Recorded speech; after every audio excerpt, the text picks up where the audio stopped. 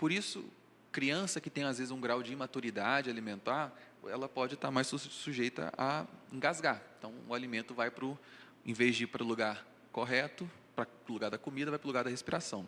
E aí, a via, e aqui é uma representação, né, que seria a traqueia, né, o órgão responsável para conduzir esse ar que a gente respira, na criança, ele é menor. Então, quando você vai comer você como adulto vai comer uma uva, você mastiga o trem direito, vai lá, destrói aquilo tudo, engole, sem problema nenhum. A criança, às vezes, não mastiga direito, sem contar que a uva, salsicha, às vezes salsicha em rodela, moeda, cenoura, pipoca, amendoim, enfim, eles às vezes têm um exato tamanho da via aérea, do tamanho da via aérea da criança. Então, imagina que é funciona tipo uma tampa, né? Então, você tampa a região, a criança imediatamente para de respirar. Isso é difícil porque, às vezes, para o próprio adulto ter essa noção de que ele está engasgado, às vezes o adulto mesmo já fica um pouco desesperado. Imagina para a criança, que ela às vezes não tem muita noção daquilo que está acontecendo, né? Então, cabe ao pai ter a capacidade de reconhecimento dessa situação. Então, o pai que tem que reconhecer que a criança está de fato engasgada de forma grave ou leve. E aí, como é que a gente faz essa avaliação, né? Normalmente, a criança começa a tossir. Quando a criança só tosse, quer dizer que a coisa está boa, digamos assim. Tosse, consegue falar alguma coisa, por quê? Como eu falei, imagina que é um copo, uma tampa, né? E para falar, para tossir, o ar tem que sair. Se ela está conseguindo tossir, quer dizer que o ar está saindo. Por mais que seja, às vezes, por um espaço menor, mas o ar está saindo. Quando não tosse, não fala e não faz nada, aí que eu tenho, quando a coisa ficou bem ruim. Nessa situação, quando a criança parou de falar, parou de respirar, não consegue tossir, e normalmente a criança fica desesperada, né? Porque ela não consegue, o adulto já fica, a criança muito mais, então ela não consegue dizer isso. Então a gente tem que perceber que nessa situação onde a criança, de forma súbita, e aí você tem que ter a maldade de pensar o seguinte: ela estava comendo o quê? Estava comendo uma fruta e parou de respirar, ou senão estava brincando com algum tipo de brinquedo e parou de comunicar. Então, tem que ter essa percepção desse momento para você ter uma suspeição para intervir. Por quê? Porque essa é uma situação de ameaça gigantesca à vida da criança, né? Ficar sem respirar leva a parada cardiorrespiratória, a gente fala colapso cardiopulmonar, que é o que? A criança, o coração para. Então, nessa situação, a gente tem que intervir de forma precoce e rápida. Lembrando que a gente vai falar da manobra aqui, mas não é para você fazer a manobra e esquecer, tem que chamar ajuda. Não dá para ficar sozinho nessas situações.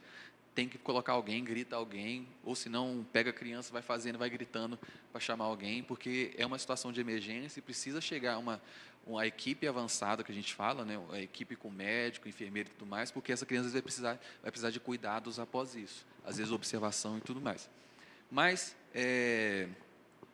então, os sinais de alarme, novamente, né, a gente tem que ver se a criança consegue tossir. Se ela não consegue tossir, isso é muito ruim. Se ela não consegue falar, isso é muito ruim. Se ela não consegue chorar também, isso é muito ruim. Beleza? E aí, quais são as situações que podem precipitar e causar esse tipo de situação? Normalmente, né, crianças que vão muito deitado, né, pega uma madeira, deita, fica amamentando. Isso aumenta a chance de evoluir para a comida ir para o caminho errado. E para evitar isso, normalmente a criança come e a gente deixa ela inclinada por um tempo, faz aquele ato de arrotar, né? Deixa em pé, justamente evita esse ato de deitar, porque existe uma incompetência ainda nessa idade do funcionamento da parte, vamos dizer assim, da alimentar, que pode possibilitar isso. E qual que é a manobra que a gente faz?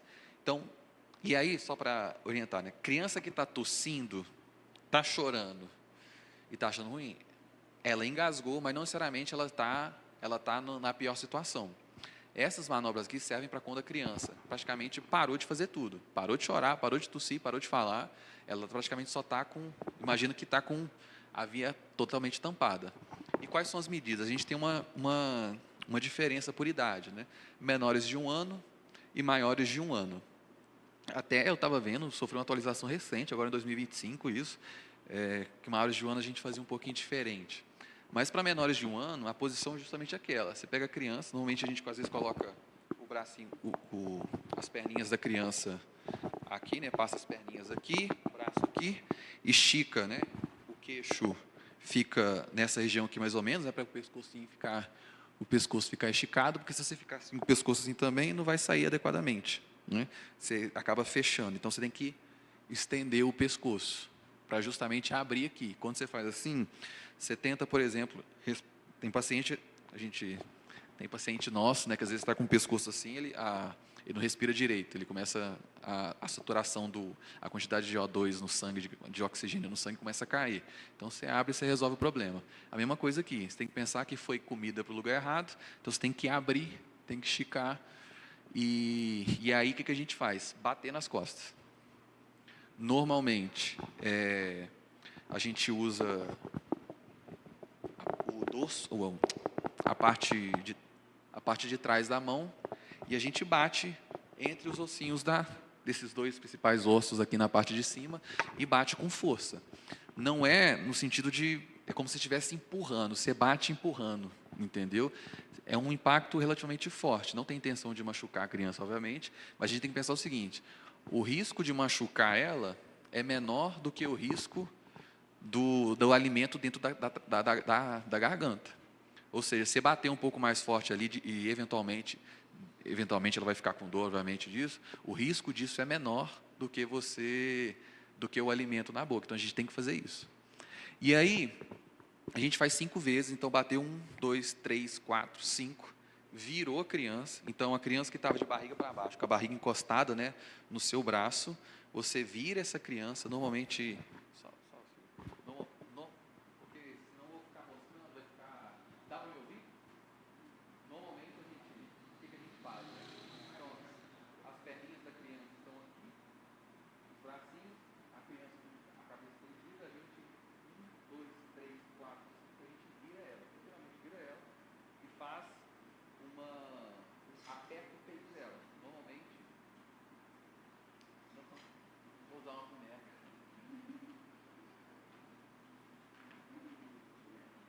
Então, normalmente, tá muito pequenininho, né? Beleza, perfeito.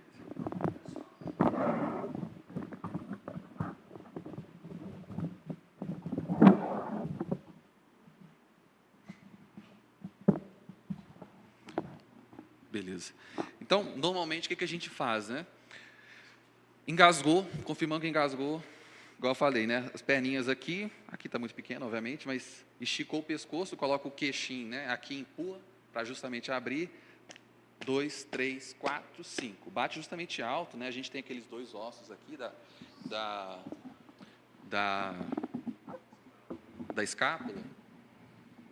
escápula. Bateu 5 vezes, virou. E aí, normalmente, tem o ossinho do meio o ossinho, né? E aí, 1, 2, 3, 4, 5. A gente faz isso e vê se teve saída do conteúdo. Por quê? Por que a gente não... O que às vezes a gente faz, às vezes, é olhar a boca direto, para ver se dá para ver. Só que não é recomendado, na verdade, é contraindicado você enfiar a mão dentro da boca da criança.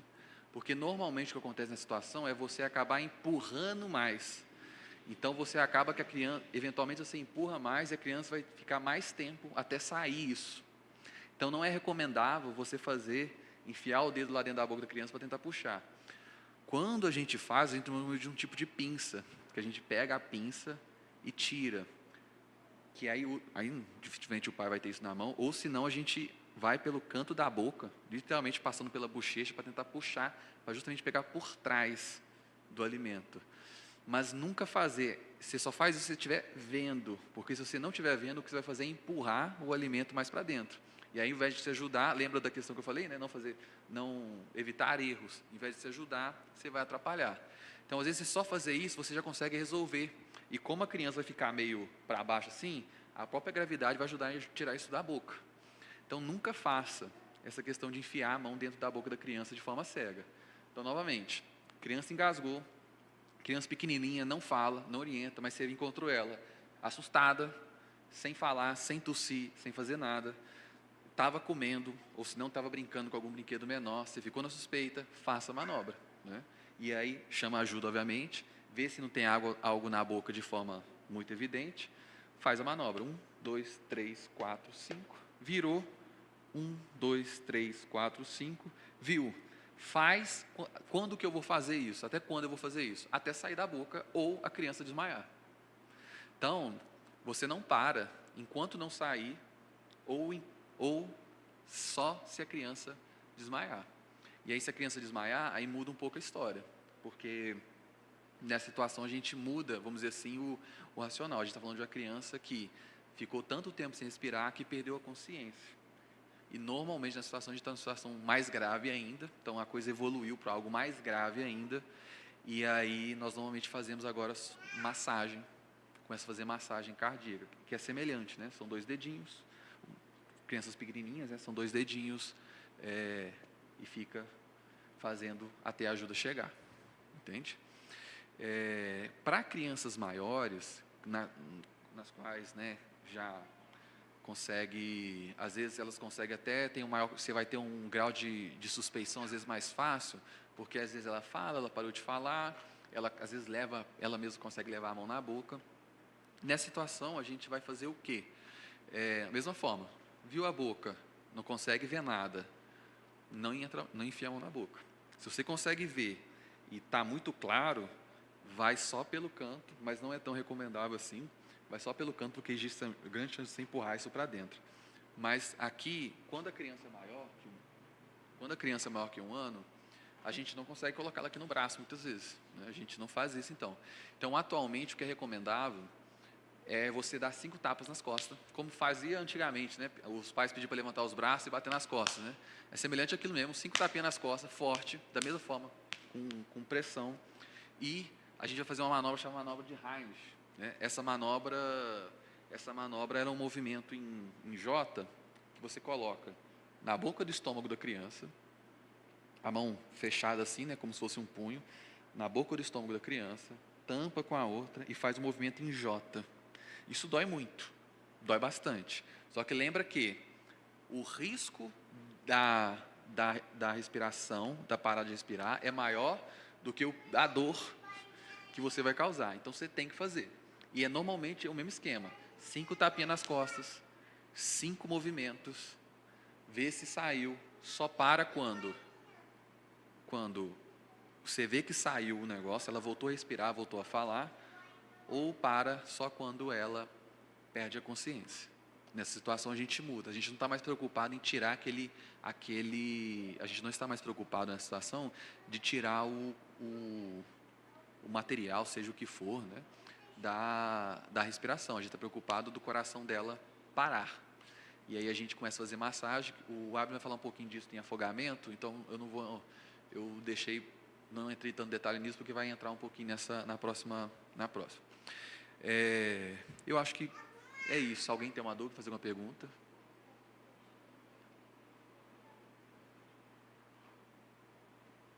O próximo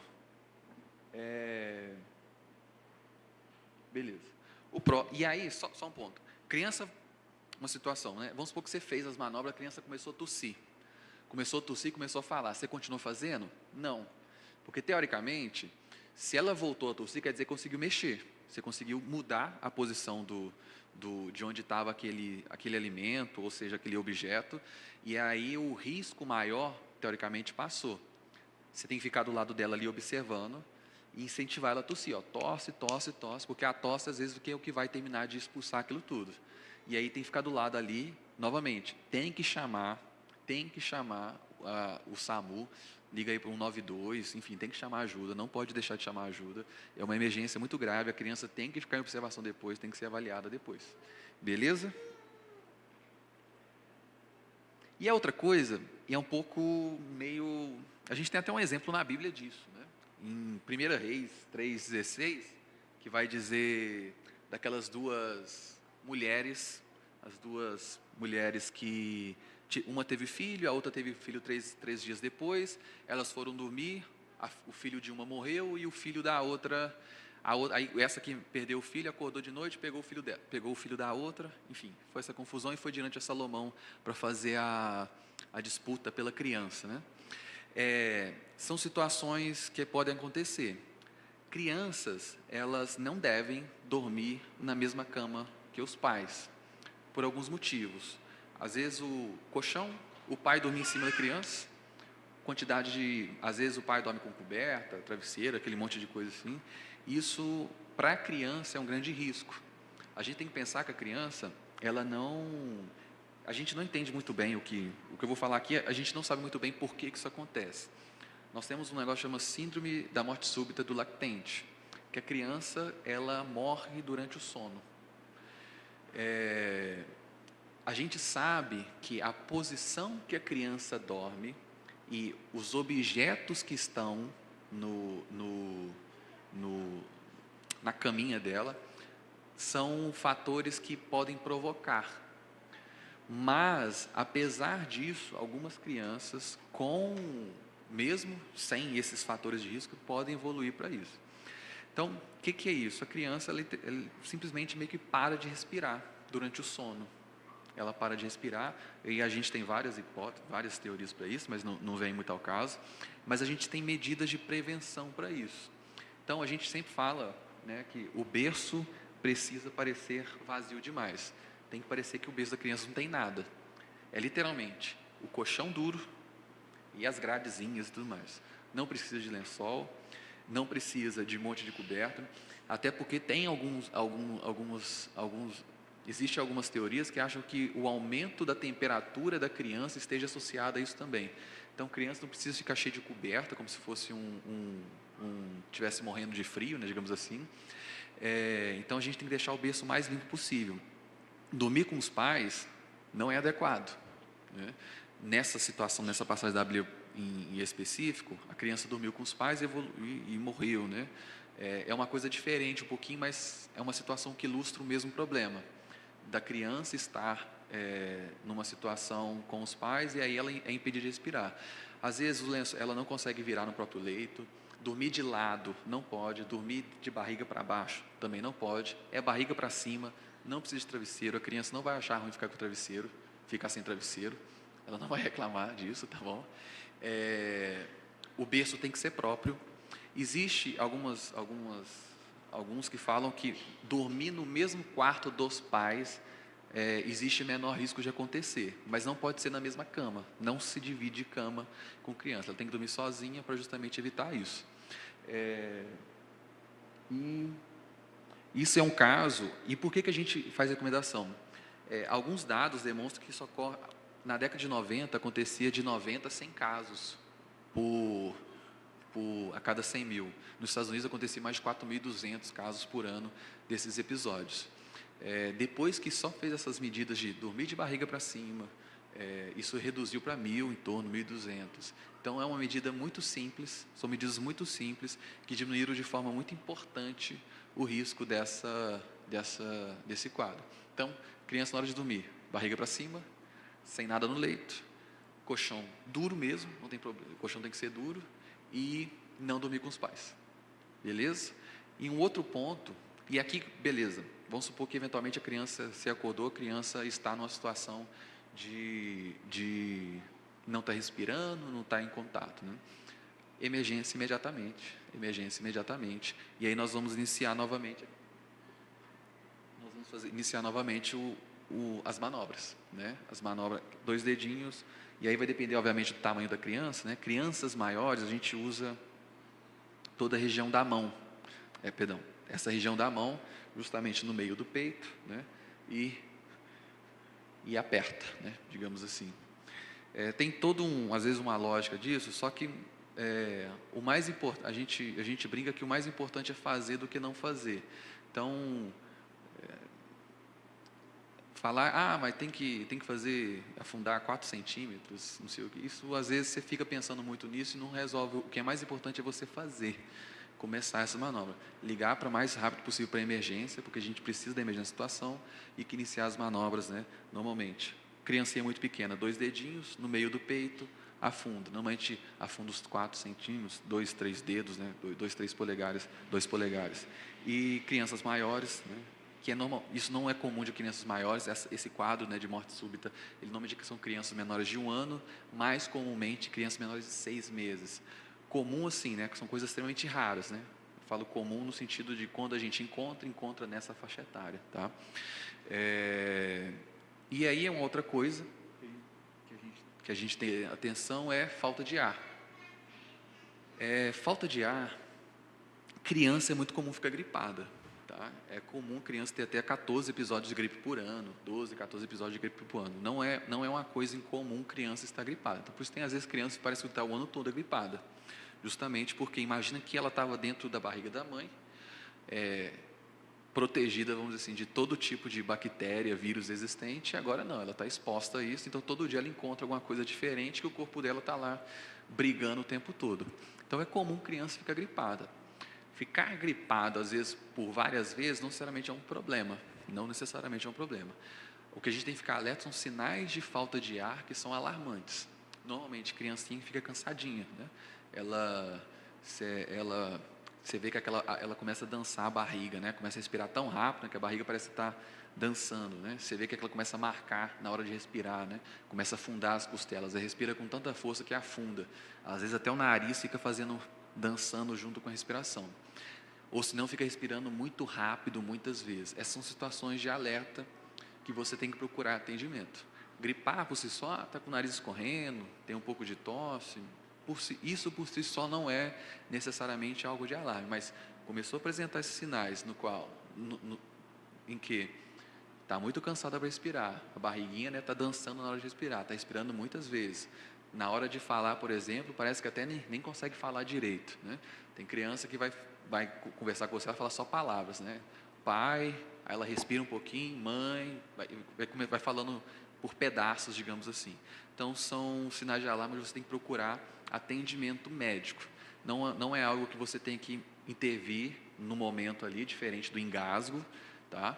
Mas é algo que você tem que procurar atendimento médico de forma precoce para ver alguma complicação que pode apresentar. E um outro ponto, só para ir terminando aqui, esses quadros evoluem. Então, por exemplo, às vezes a criança começa com um quadro de gripe, você procura o atendimento médico, e aí não, é uma gripe, está tudo bem e tudo mais. E às vezes 3 dias depois ela piora. Isso pode acontecer. Não porque a gente brinca, né, que um quarto componente do diagnóstico é o tempo. Então, às vezes, para a gente descobrir uma doença, a gente tem que esperar o tempo acontecer. Isso é meio ruim de falar, digamos assim, mas essa é uma verdade, que às vezes o sintoma é tão frusto que a gente só vai saber depois com o tempo o que de fato aquilo é. Então, por isso que a gente tem que ficar atento a sinais de alerta, que às vezes é quando a criança precisa ser reavaliada novamente, para a gente poder ir até nessa situação descobrir qual que é a doença. Uma das coisas muito comuns em crianças que causa muito desconforto é a bronquiolite, né? Bronquiolite viral, causada tem até vacina agora, por vírus sincicial respiratório, que é possível fazer, que normalmente é uma doença muito comum em criança. Algumas ficam com muito desconforto, muito cansadas, você vê que elas ficam, né, com essa barriga dançando na hora de respirar, com o músculo aparecendo na hora que ela respira, faz muita força, como se estivesse fazendo muita força para respirar mesmo, e a gente tem vacina atualmente para poder reduzir um pouco isso, né? E é isso.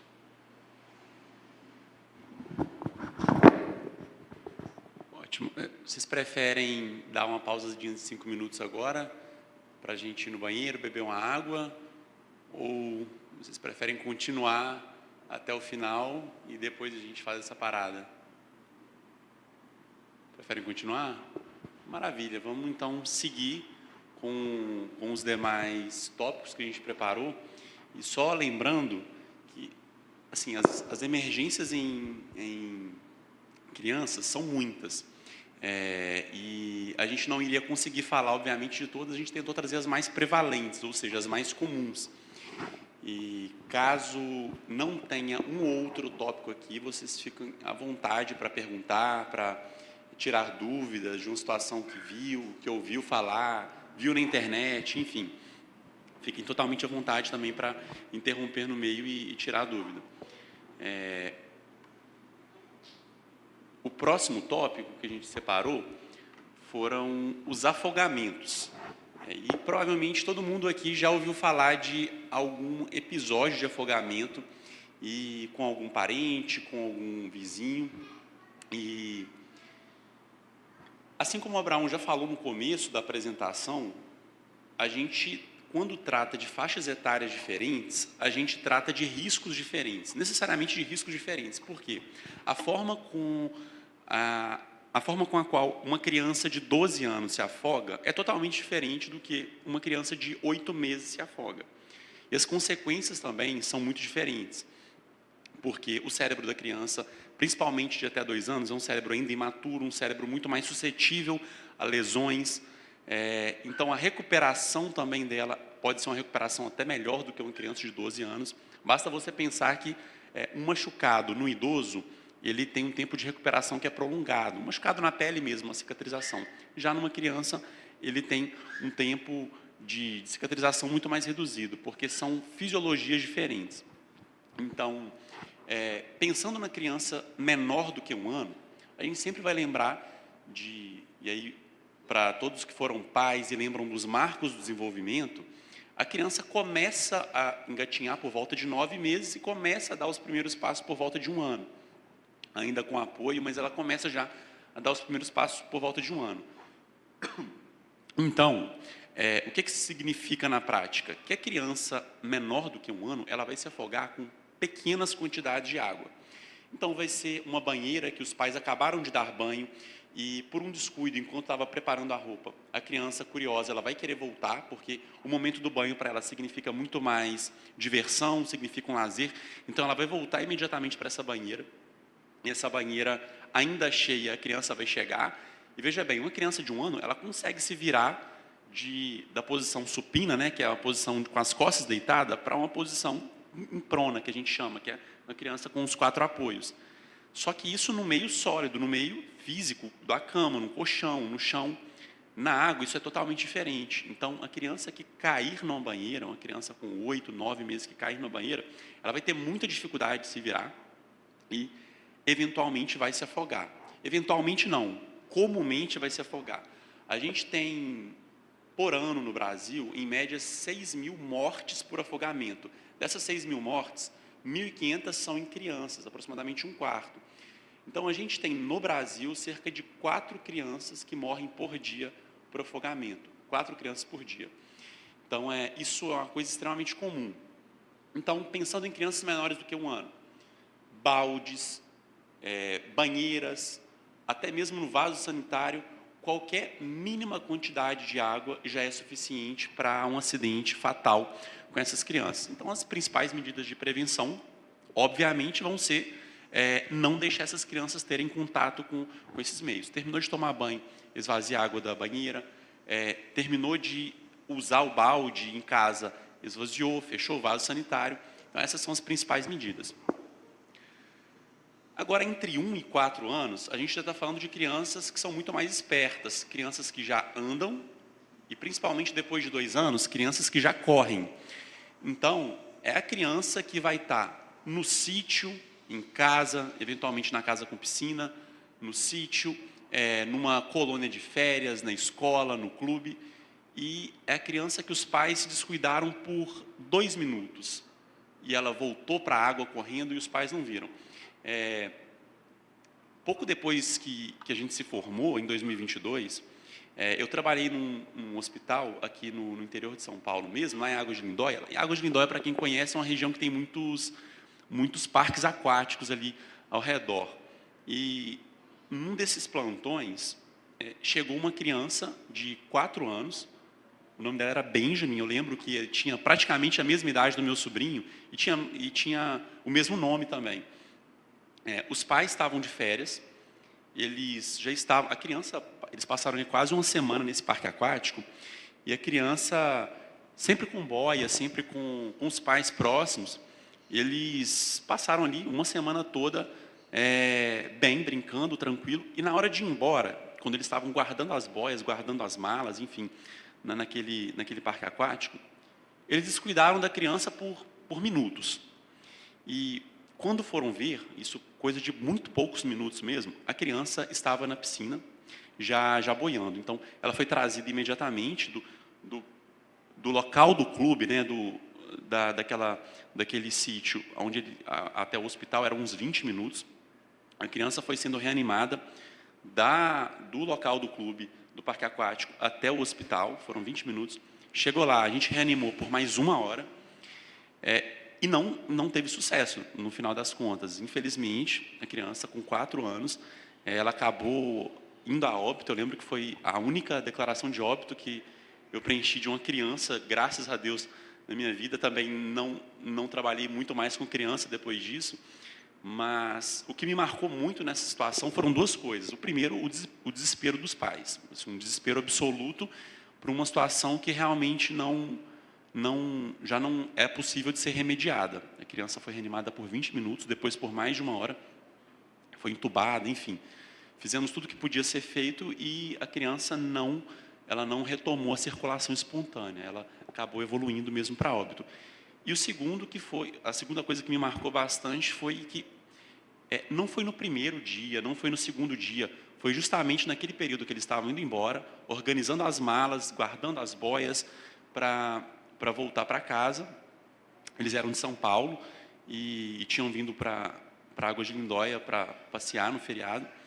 E justamente no momento de ir embora que aconteceu a tragédia. Então, pensando principalmente em crianças de 1 a 4 anos, que são crianças que fogem rapidamente, que têm uma mobilidade rápida, é literalmente 1 minuto de descuido para uma tragédia como essa. Então, quais são as principais formas de prevenção? Principalmente, o olhar atento dos pais e cuidadores 100% do tempo. 100% do tempo. Se está num ambiente que tem água, como uma escola que tem ali uma piscina para natação, dentro da própria casa, ou num clube, enfim, 100% de atenção visual na criança. Outras formas de prevenção. A gente tem hoje já redes que colocam em volta da piscina, grades de proteção, mas lembrando que tudo isso, uma criança de 4, 5 anos ela consegue transpor com muita facilidade, e isso não substitui a atenção dos pais e cuidadores. E quando a gente fala de crianças maiores do que 4 anos, a gente vai ter agora ambientes um pouco mais abertos, como mares, lagoas, açudes, cachoeira, que é a criança que ela tem mais autonomia para explorar o ambiente. Geralmente essas crianças menores elas vão ficar um pouco mais próximas dos pais e vai ser no minuto de descuido ali na beira da piscina. Agora essas crianças mais velhas, 7, 8, 10 anos, às vezes crianças de 12 anos que já saem sozinhas de casa, já vai para um sítio com amigos, enfim. E ali, nessa faixa etária, os principais meios de acidente são justamente os meios naturais, como rios, rios, cachoeiras, lagoas e mares. Bom, e aí, o que fazer exatamente quando isso acontece? Antes de passar para esse próximo slide, uma recomendação prévia da gente falar o que a gente vai fazer quando a gente eventualmente estiver num recinto em que acontecer uma fatalidade como essa. A primeira coisa é você saber o tipo de recinto que você está. Porque sendo uma piscina, sendo uma banheira, enfim, algo que você consiga entrar e intervir diretamente, é o que você deve fazer de forma imediata, entrar e intervir. Seja uma piscina, se for um lago raso, alguma coisa que você já conheça. Agora, se tratando de lagoas maiores, rios com correnteza, mar, ou seja, meios naturais, estatisticamente, a probabilidade de você se tornar uma segunda vítima é maior do que você conseguir resgatar a criança. Então, é uma informação dura, mas, nesse caso, a melhor medida, a principal medida é chamar uma equipe responsável, no caso, a equipe do Corpo de Bombeiros, que vão ter os equipamentos necessários. Porque, senão, matematicamente, a probabilidade mostra que é mais fácil a gente se tornar uma segunda vítima. Bom, agora, pensando no ambiente de casa, que você conseguiu tirar a criança da piscina, e o que a gente vai fazer nesse cenário? Então aqui a gente trouxe, o Abraão já começou a falar sobre essas medidas de reanimação, mas complementando nesse cenário específico, complementando nesse cenário específico, a primeira coisa que a gente vai fazer é ver se a criança responde. Porque às vezes ela começou a afogar, mas é uma criança que não bebeu muita água, uma criança que começou e já foi logo, alguém já conseguiu ver logo, intervir rapidamente, tirou ela logo da piscina.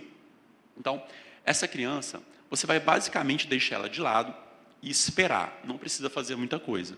A criança que está respondendo, você vê que ela está viva, a criança que está falando, a criança que está acordada, está tossindo ainda, começou talvez a beber um pouco de água, deixa ela virada de lado e espera. Depois você, obviamente, vai levar ela num pronto atendimento para ser avaliada, mas isso com um pouco mais de calma, a gente não tem nenhuma correria aqui nesse primeiro momento.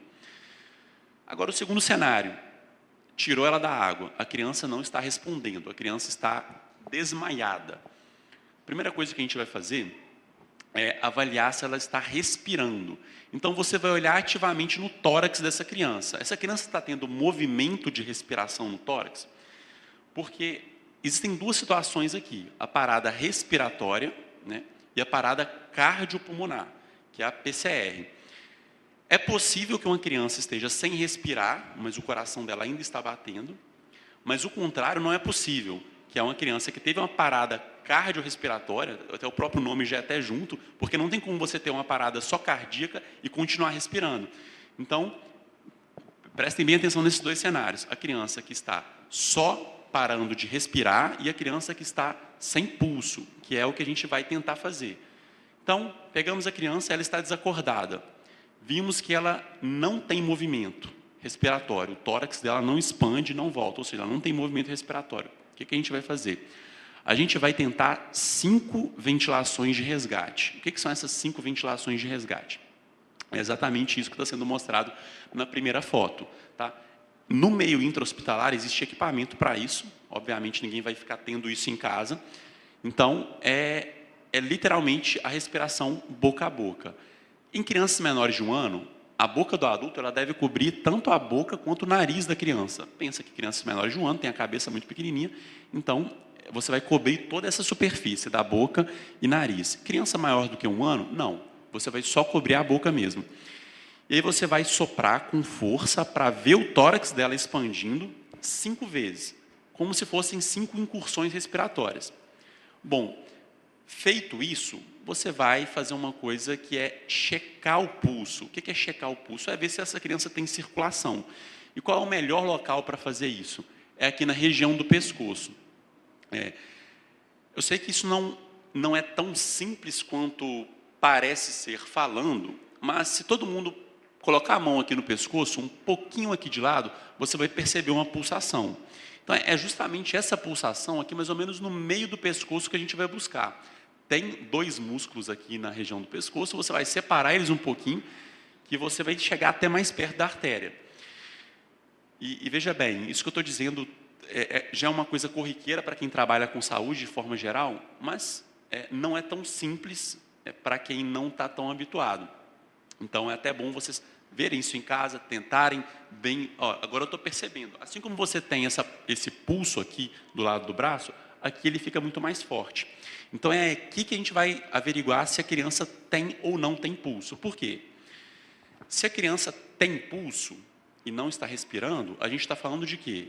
De uma parada respiratória. É um quadro um pouco mais simples de resolver, embora ainda assim seja uma emergência. Agora, se a gente está falando de uma criança que não tem pulso, a gente está falando de uma criança que, tecnicamente, ela morreu. O coração dela não está funcionando. Se nada for feito, ela vai continuar morta. Portanto, o procedimento se chama ressuscitação cardiopulmonar. Ressuscitação por quê? A gente tem uma janela ali de poucos minutos para, caso intervenha, o coração volte a bater. Então, recapitulando, a criança não está respondendo, a gente vai fazer, para todas elas, as 5 ventilações no boca a boca, como está sendo feito na primeira foto. Menor do que 1 ano, a gente vai cobrir boca e nariz, e maiores do que 1 ano, somente a boca. Fizemos essas 5 ventilações, vimos o tórax da criança expandir 5 vezes. Você vai tentar checar o pulso dessa criança. Checando o pulso dessa criança, essa criança tem pulso? Ótimo, o coração dela continua batendo. Então, o problema é só da via aérea. O problema é só a respiração. O que você vai continuar fazendo? você vai continuar ventilando uma vez a cada 3 a 5 segundos, ou seja, vão ser 12 a 20 incursões por minuto. Ou seja, você vai soprar, depois mais uma vez, vai dar umas 12 a 20 vezes por minuto. E isso, obviamente, como o Abraão já falou, alguém já tem que ter chamado o SAMU. Mas a gente sabe como funciona, às vezes, no serviço público, as ambulâncias estão todas empenhadas, às vezes esse evento aconteceu num sítio que está na periferia da cidade, está numa região afastada. Por exemplo, o sítio que a gente faz, o acampamento, é indo para a Serrana, uma ambulância para chegar ali vai demorar 20, 25 minutos. Então, isso tudo tem que ser feito, sim, para a gente tentar estabelecer o melhor desfecho para a criança, para tentar salvar o máximo possível de cérebro, que é o principal órgão afetado quando a criança fica sem oxigênio. Mas, se você fizer isso só e não chegar ao suporte avançado, que é com a ambulância do SAMU, potencialmente a gente vai ter feito isso em vão, porque essa criança, a hora que o SAMU chegar, ela talvez vai precisar ser desfibrilada, ela vai precisar ser entubada. Então, tudo isso que a gente está falando, a gente vai fazer enquanto o serviço de ambulância já está a caminho, certo? Então, perfeito. Recapitulando, a gente viu, essa criança não está respondendo. Não está respondendo, a gente vai fazer as 5 ventilações. Checamos o pulso. Tem pulso, ótimo, é só uma parada ventilatória. Então, a gente vai fazer essas incursões, uma incursão a cada 3 a 5 segundos, ou seja, 12 a 20 por minuto. A gente não vai parar até a ambulância chegar. Com isso, você garante, pelo menos de forma parcial, que está chegando ar na via aérea dela, que foi o mecanismo pelo qual ela parou de respirar. Agora, o segundo cenário e o pior cenário possível, que a gente fez as 5 ventilações e checamos o pulso. Agora, essa criança não tem pulso. Agora, a gente está tratando, então, de uma parada cardiorrespiratória. E o cuidado ele é outro. Aqui eu quero que vocês fiquem com um número na cabeça. 30/2. O que significa esse 30/2? Está vendo ali na segunda foto o homem fazendo a massagem? Então, você vai fazer 30 incursões, ou seja, 30 massagens, parar, 2 ventilações boca a boca. Voltou, 30 massagens, terminou as 30 massagens, voltou, 2 ventilações boca a boca. Isso até a criança acordar ou até a ambulância chegar. E, enfim, quando a gente fala dos protocolos que existem para isso, existem toda uma questão, até que o Abraão já comentou, de profundidade da massagem, 5 a 6 centímetros, qual vai ser a velocidade disso. Mas veja bem, de forma simples e direta, tente fazer 2 incursões por segundo, ou seja, 120 por minuto. Se a cada segundo você conseguir fazer 2 massagens, você vai estar conseguindo fazer uma massagem boa, você vai estar conseguindo fazer uma massagem razoável. Então, fiquem com esse número na cabeça. 30 incursões para 2 respirações. Você vai alternando isso até a ambulância chegar. Com qual velocidade? 2 apertos no peito, 2 incursões por segundo. Isso até a criança acordar ou até a ambulância do SAMU chegar. Perfeito? Esse tópico ele é um pouco mais complexo. Vocês têm alguma dúvida nesse meio do caminho, na manobra? Eu sei que isso não é tão simples quanto parece ser, mas é justamente o motivo da gente estar fazendo essa explicação para vocês. Tentar tornar isso um pouco mais palatável, tentar tornar isso um pouco mais fácil para, caso acontecer, e isso, como a gente viu, é extremamente comum, vocês tenham uma noção boa do que fazer e de quais são os passo a passo.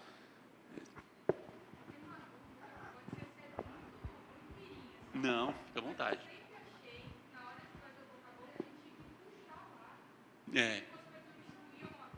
Não, exatamente. Não sei se todo mundo ouviu, mas a Dé estava com a dúvida justamente se a gente puxa esse ar, por exemplo, tentando tirar a água da boca da criança ou soprar. Na verdade, é exatamente o contrário. Você vai empurrar, porque você quer ventilar essa criança. Então, o ar ele tem que sair de fora para dentro, porque ali existe uma obstrução. Quando a criança se afoga, geralmente é porque ela foi bebendo água e, num determinado momento, a água parou de ir para o esôfago e ir para o estômago e começou a ir para a via aérea, que é o caminho que ela não pode seguir. Então, você vai empurrar com força esse vento, literalmente, na via aérea da criança, para tentar ventilar, para tentar fazer com que uma quantidade de ar oxigenado chegue nos alvéolos, no pulmão dessa criança, para que ela consiga pelo menos de forma parcial, ter acesso ao oxigênio através dessa ventilação. Obviamente, não é o melhor ar possível, vai ser o ar que vai sair da sua boca, que não é o ar que tem muito oxigênio, igual o ar da atmosfera, mas essa quantidade de ar já vai ser suficiente para manter uma oxigenação razoável até o SAMU chegar, e depois essa criança vai ser entubada, vai ser ligada a uma fonte de O2 100%, mas essa quantidade de ar que você manda, ela já é razoável para conseguir manter essa criança oxigenada. A Fabi agora.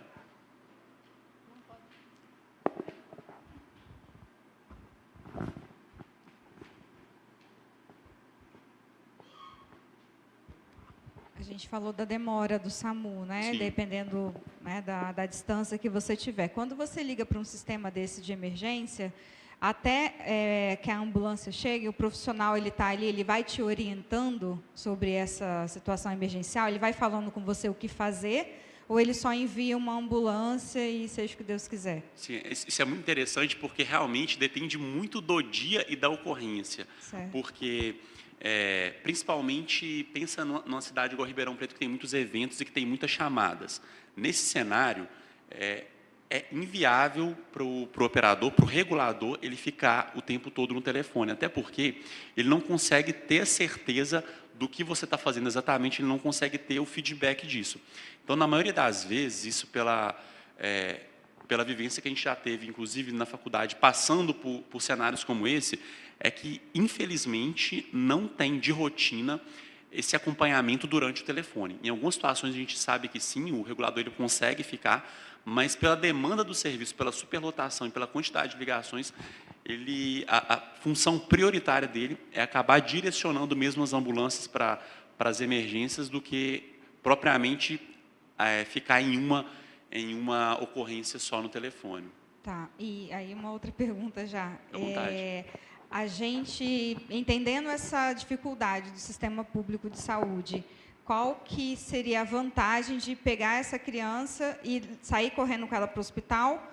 O que seria mais válido? Fazer essa massagem ou sair correndo com ela para um hospital? Perfeito. Essa dúvida ela é muito pertinente, É porque mãe às vezes desesperada aqui. Sim, a gente tem a impressão que a gente levando rapidamente para o pronto atendimento, a gente vai conseguir um atendimento mais rápido. E isso para situações que não são emergenciais, isso é muito válido. Porque pensa numa criança que está com diarreia, uma diarreia muito grave, uma criança que está eventualmente com queimadura, e você está ali na aflição, no desespero, vale mais a pena você levar. Só que essa é uma situação, principalmente a segunda situação que eu falei da PCR, né, da parada cardiorrespiratória, que a criança, naquele momento, ela está sem pulso, o coração dela está parado. A emergência é a maior emergência que existe na medicina, é a emergência iminente, porque, na verdade, a criança já está morta.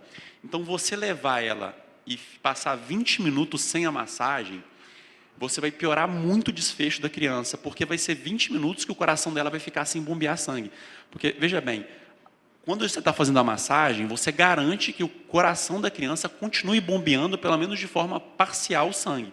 O que você está fazendo com a massagem é exatamente isso. Aqui no meio do peito tem um osso que chama externo, ele passa bem em cima do coração. Então, quando você aperta, você está fazendo o que o coração faria, que é bombear o sangue. E a gente sabe que tempo é igual a cérebro nessas situações, ou seja, quanto mais tempo passa da criança sem oxigênio no cérebro, mais neurônios vão sendo perdidos. Por isso, não é incomum, na verdade é bastante comum, que crianças até 2 anos que se afoguem, elas evoluam com paralisia cerebral, porque ela ficou tanto tempo sem oxigênio que muitas células, né, as células do cérebro são os neurônios, muitas células morreram sem oxigênio. E as células do cérebro, comparando com todas as outras células do corpo, são as células que menos conseguem ficar tempo sem oxigênio, ou seja, são as células mais carentes de oxigênio.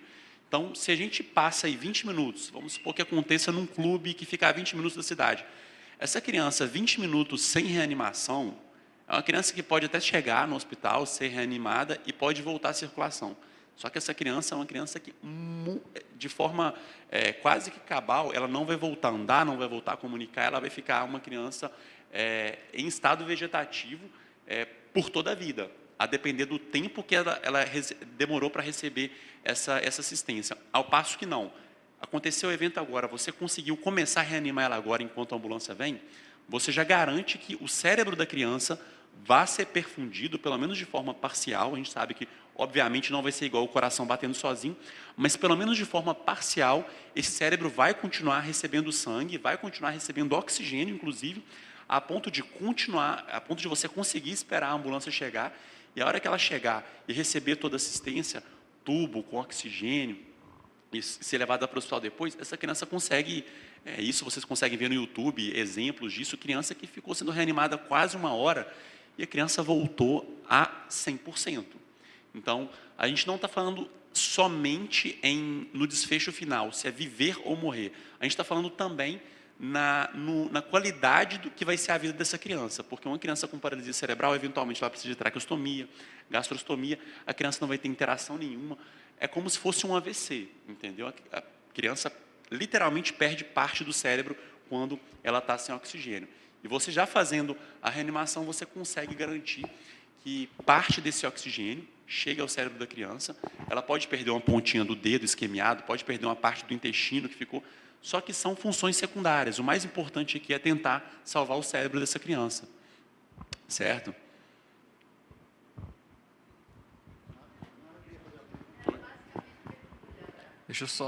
Eu trabalhei no SAMU durante algum tempo e a experiência que eu tinha é que, às vezes, o acidente de carro, por exemplo, as pessoas, às vezes, selecionavam quem estava mais tranquilo, levavam no próprio carro e deixavam os mais graves em cena.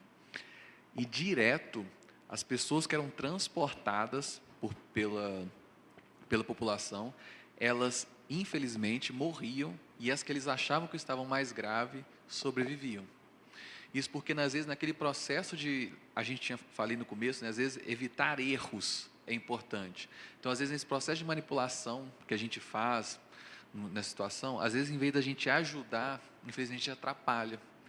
Então, por isso que é importante, e às vezes tem esse problema de fato, em relação à regulação, mas, às vezes, em situações de muita emergência, eles, às vezes, dão algum tipo de orientação. Por mais que eles não fiquem com você no telefone o tempo todo, às vezes vão passar algum tipo de orientação para que você tenha umas medidas iniciais. Porque a experiência que eu tenho, daquilo que eu vi trabalhando, era muitas pessoas sendo levadas pela população, evoluindo mal, morrendo ou ficando com altas sequelas, e aquelas que a gente conseguia já fazer o resgate imediato, dentro da cena, às vezes dentro do carro, no carro lá, toda trancada, a gente, no desespero lá para tirar do carro, a gente conseguia deixar ela melhor, ela às vezes já, antes de chegar no hospital, já estava, vamos dizer assim, relativamente ok, enquanto a outra, quando a gente chegava lá, a gente chegava às vezes depois, mas ela chegava melhor já do que o paciente que foi transportado pelos familiares. Então, é importante, às vezes, não colocar... Tem um desespero no momento, obviamente, uma coisa desesperadora, mas, às vezes, a melhor decisão é começar esse suporte inicial e esperar chegar. Faz o quanto, até o máximo que der, esperar chegar, porque aí, quando a equipe chega, você consegue, de fato, dar um suporte melhor em cena do que ficar esse tempo todo, igual a Abner falou, todo descoberto.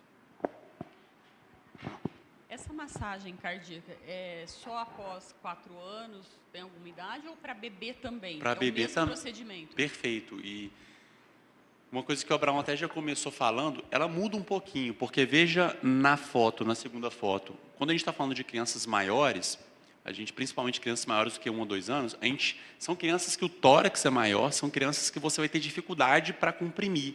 Crianças que têm o osso mais pesado, que têm a caixa torácica já um pouquinho mais dura. Então, você vai usar o seu próprio peso. Olha, e veja bem, cotovelo bem reto para você apoiar o seu próprio peso em cima do tórax. Quando a gente está falando de crianças menores do que 1 ano, a gente está falando de crianças que 2 polegares já são suficientes. Então, você pode usar tanto 2 dedos, quanto os próprios polegares para afundar o tórax, porque você não vai ter dificuldade em afundar o tórax dessa criança. Agora, crianças um pouco mais velhas, você vai ter que usar um pouco mais de força, ou seja, você vai usar essa eminência aqui, que a gente chama de eminência tenar da mão, e vai apoiar literalmente o seu peso em cima do tórax da criança para conseguir fazer o movimento. Então, o racional é, quanto mais nova é a criança, um pouco menos de força você vai usar. Então, polegares ou os indicadores. Perfeito? Bom, quanto a essa parte ficou alguma dúvida, agora a gente separou só mais 2 casos para falar para vocês de forma mais rápida. Essas são as principais.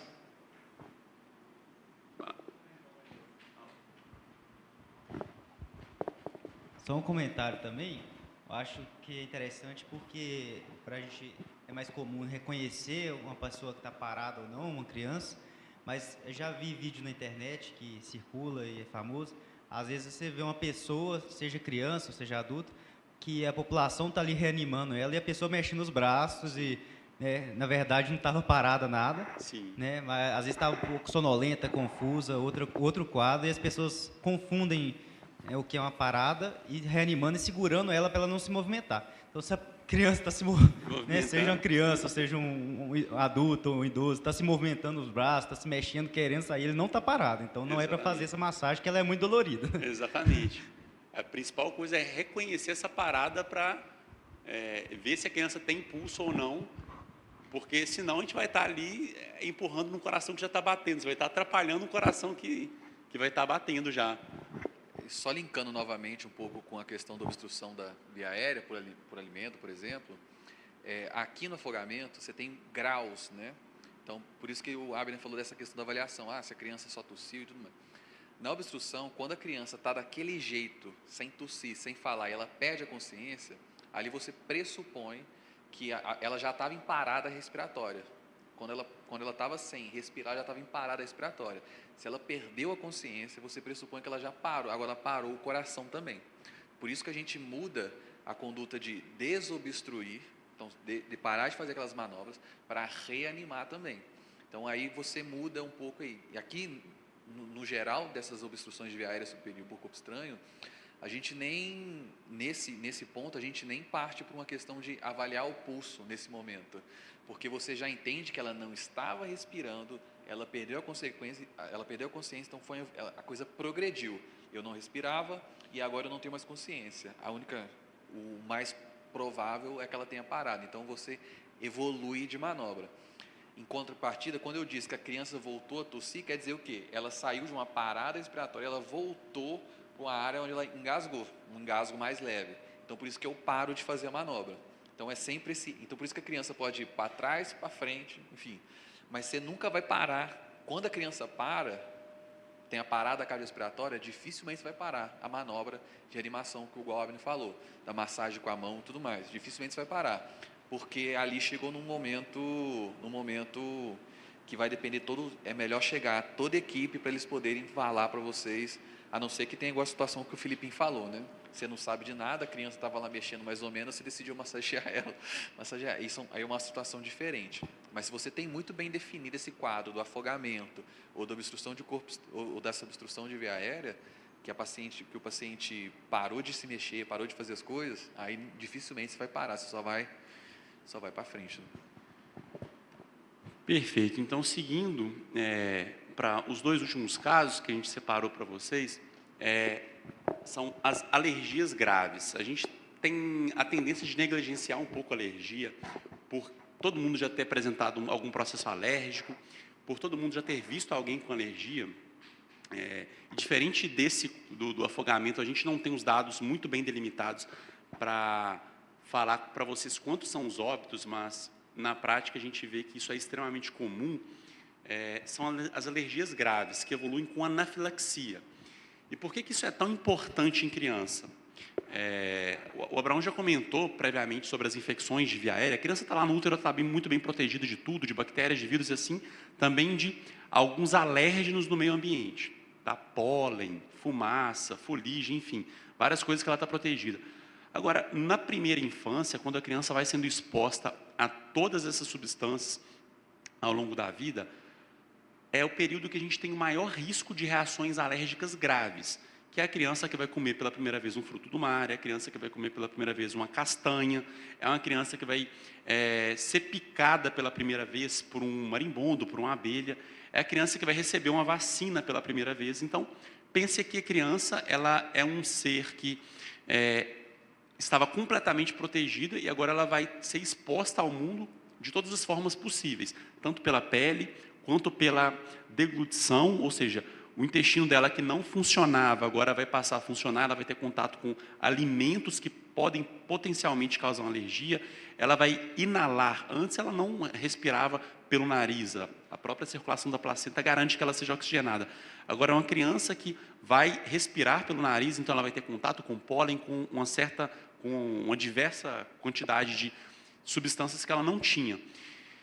E aí, o que deve chamar a atenção da gente para essa alergia grave são 3 coisas. Então, essas 3 coisas eu preciso que vocês fiquem em mente, porque elas separam uma alergia comum de uma alergia grave. Alergia comum vocês já conhecem do dia a dia, todo mundo já teve faz um carocinho ou outro, tem uma coceira em um determinado lugar, fica com o olho um pouco mais vermelho, às vezes começa o nariz a sair um pouco de secreção, o olho um pouco de lágrima. Uma alergia todo mundo já teve, todo mundo já sabe identificar. Mas na criança, quais são os 3 sinais de alergia grave que pode potencialmente levar ao óbito?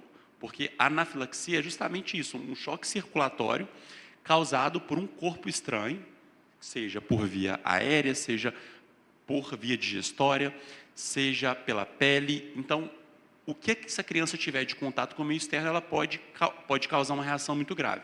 Quais são esses 3 sinais de alerta? Respiração, pressão, que a gente vai avaliar isso através da consciência, e sistema gastrointestinal, que a gente vai ver através de vômito. Então, recapitulando esses 3, via aérea. A criança que acabou de comer um determinado alimento, vamos falar do alimento mais comum, frutos do mar, que causa muita alergia, ou amendoim, ou uma criança que foi eventualmente vacinada ou foi picada por uma abelha. Pensando em via aérea, a criança que acabou de ser exposta a qualquer uma dessas coisas que a gente comentou e começou a tossir sem parar, começou a ficar com a boquinha um pouco roxa, começou a ter sintomas de dificuldade para respirar, isso é um sinal claro de anafilaxia. É uma emergência que deve ser procurado pronto atendimento de forma imediata. Segundo sintoma, segundo sistema que é afetado no anafilaxia, que é o sistema cardiorrespiratório. A criança que começou a ficar um pouco mais mole, criança que começou a perder a consciência ou eventualmente até desmaiou, isso é uma evidência também clara de choque circulatório, ou seja, anafilaxia.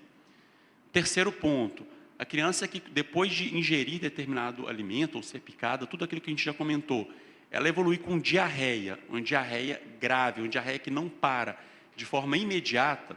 E aqui a gente não está falando de intoxicação alimentar, que é a criança que comeu uma comida já um pouco passada e começou a ter 1, 2 episódios de diarreia, passa ali 1 hora, 2 horas, tem mais um episódio de diarreia. Não é essa criança, é a criança que comeu um alimento e começou a ter diarreia sem parar de uma hora para outra.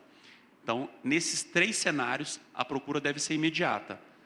Algumas crianças já até têm um diagnóstico de anafilaxia prévia e tem talvez uma canetinha de adrenalina em casa, que os pais já compraram, já conseguiram esse diagnóstico, já tem essa prescrição. Nesse caso, a canetinha com adrenalina, ela deve ser usada imediatamente. Mas veja bem, isso eu estou falando na criança que já tem um diagnóstico. Na criança que, por exemplo, comeu ovo pela primeira vez e fez uma anafilaxia. Ou tomou uma vacina da gripe pela primeira vez e fez uma anafilaxia. Essas crianças, elas vão receber uma prescrição para quando elas forem expostas novamente a algum outro tipo de alimento, algum outro tipo de poluente do meio ambiente, elas poderiam usar essa canetinha. Mas o mais importante desse tema é que vocês fiquem com essas 3 situações na cabeça.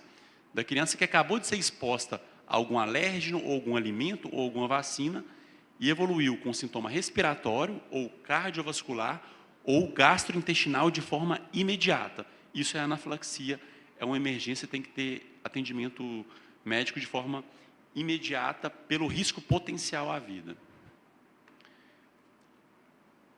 Penúltima situação,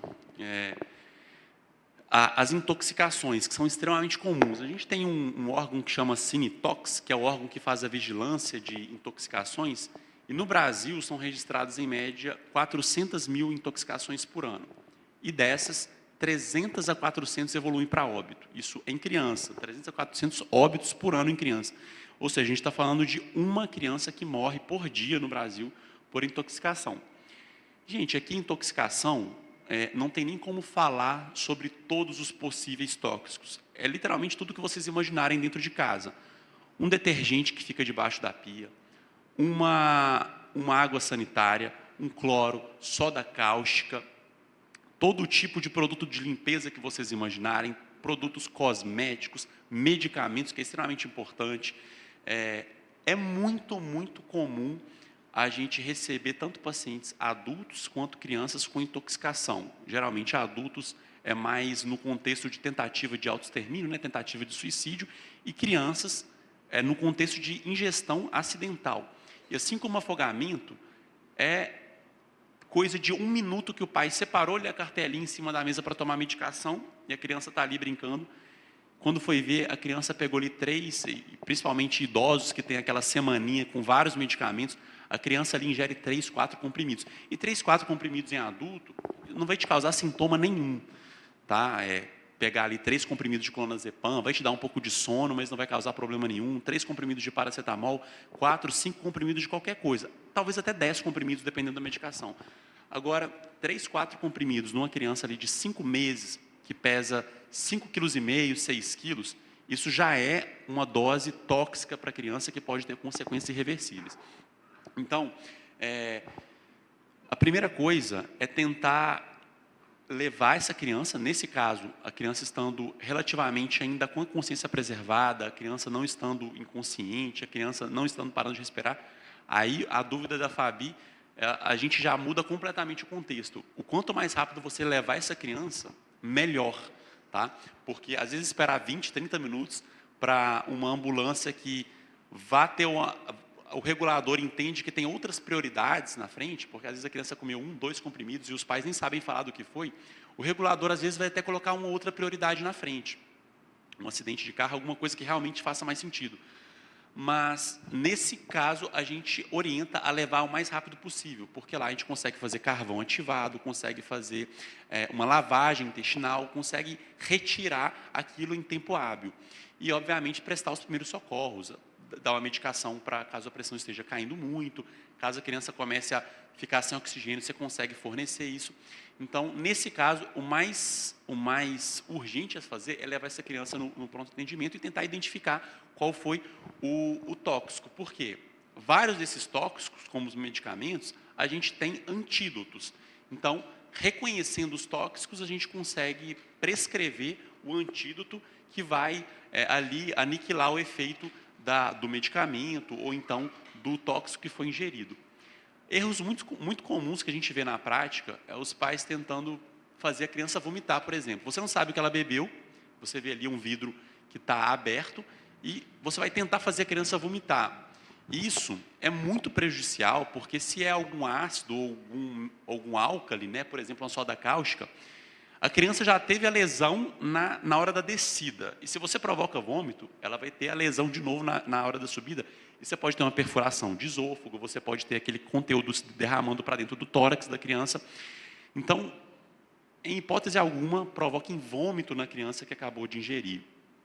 Outra situação que a gente vê muito comum também, né, é os pais dando algum medicamento ou alguma coisa, por exemplo, bebeu alguma coisa ácida, por exemplo. Então, vamos lá, vamos pegar e dar leite para a criança de forma intuitiva, e aí acaba terminando de causar lesões que só o tóxico sozinho não causaria. Então, não dê nada para a criança, tá? Nem de beber, nem de passar eventualmente na pele. Vou falar disso na queimadura logo em seguida. Mas leve essa criança imediatamente, certo? Tentando identificar o que foi. E, tal qual nos outros assuntos, aqui a prevenção também é a melhor medida. Medicamentos, produtos de limpeza, sempre tentar deixar de forma mais inacessível possível a criança, porque a criança ali começou a engatear, encontrou alguma coisa debaixo da pia, ela vai levar a boca, vai beber, vai ingerir, vai se intoxicar, certo? E como eu disse, são 300 a 400 óbitos por ano no Brasil. Então, é algo totalmente prevenível. E, por último, e não menos importante, são os acidentes domésticos mais comuns. E aqui a gente vai falar de principalmente 3. Queimaduras elétricas, quedas e queimaduras por fonte térmica mesmo, né, como panela quente, óleo, enfim, queimaduras por fonte térmica choque elétrico, que também provoca queimadura e outros problemas que a gente vai comentar, e os traumas por queda da própria altura ou queda de algum utensílio dentro de casa, uma cama, uma cômoda, enfim. Falando do TCE primeiro, do traumatismo crânioencefálico, é algo que é muito comum no pronto atendimento pediátrico, porque as crianças elas sobem tudo e eventualmente caem. A medida mais recomendada é levar essa criança para avaliação. Por quê? Tem alguns sinais muito sutis que só o profissional vai conseguir perceber. Mas, já de forma inicial, o que mostra mais urgência para você levar essa criança no pronto atendimento? O que mostra mais urgência para você tomar mais cuidado? É a criança que, depois de um trauma, ela evoluiu com sonolência. Então, não é normal a criança cair e não continuar brincando depois. Então, a criança que caiu, ficou sonolenta depois, avaliação imediata. A criança que caiu, bateu a cabeça e teve uma crise convulsiva, a avaliação tem que ser imediata. A criança que caiu, bateu a cabeça e teve uma alteração no comportamento. Essa criança não está falando coisa com coisa, a criança está confusa, está trocando o nome. Isso é um sinal de emergência. Então, nesses casos, principalmente, uma criança que está com confusão mental, crise convulsiva, vômitos depois da queda e alteração do nível de consciência, ou seja, criança mais sonolenta, a investigação ela deve ser imediata, inclusive com exame de imagem. Por quê? Grande parte dessas crianças que evoluem com esses traumas mais graves, elas vão precisar de algum procedimento neurocirúrgico. Um hematoma que fez dentro da cabeça vai precisar ser drenado, algum procedimento que vai ser feito só dentro do hospital. Certo? Outra situação também que, nesse contexto de trauma, que os pais se desesperam muito, é quando a criança cai de algum objeto mais alto, ou, por exemplo, uma escada, um guarda-roupa.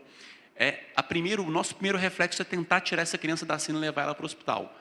Nesse cenário, principalmente de traumas de maior altura, a recomendação mais adequada é também chamar o SAMU para a criança ser removida da cena. Por quê? É muito comum em crianças que caem de grandes alturas uma fratura na coluna, uma fratura na medula.